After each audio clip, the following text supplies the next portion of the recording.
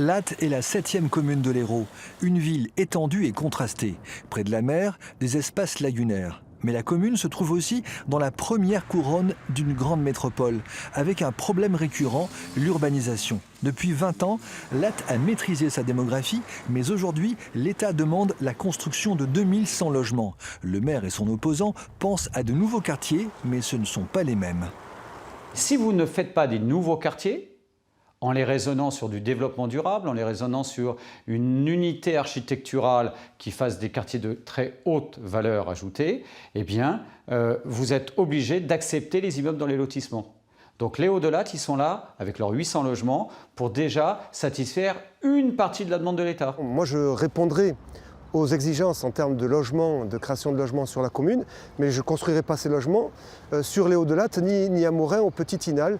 Je propose un projet alternatif qui est de construire le long de l'avenue de la Mer, sur l'axe justement Pérols-Montpellier, pour qu'on n'ait pas un flux supplémentaire d'automobilistes qui viennent saturer l'avenue de l'Europe. La circulation automobile est l'autre problème de Lattes. Il faut jusqu'à 12 minutes pour traverser la ville.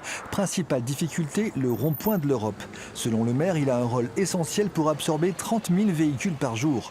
Son adversaire, lui, veut le modifier, mais tous deux se rejoignent sur une solution alternative. On n'a pas de solution magique.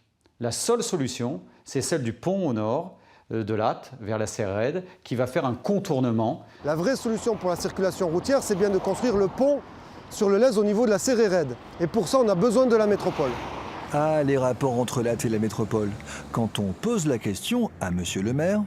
Que se passe-t-il entre vous et Philippe Sorel, président de la métropole aujourd'hui? Est-ce que ça pourrait aller mieux? Je pense que ça ne pourrait pas aller plus mal.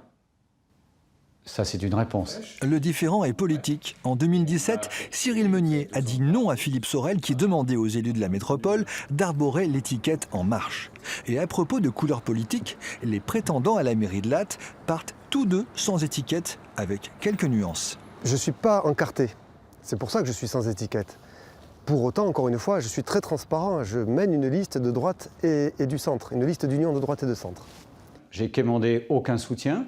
Et enfin, j'ai un candidat extraordinaire qui se présente sans étiquette pour la simple bonne raison, c'est qu'il les a pratiquement toutes. À Lattes, les voix aux municipales vont-elles se compter en poignée de main ou en bise? Dans tous les cas, les deux candidats ont le sens du contact humain. En 2014, 1000 voix seulement séparaient Cyril Meunier de Jean-Noël Fourcade. Allô, docteur 33, il est 2 sorties aujourd'hui.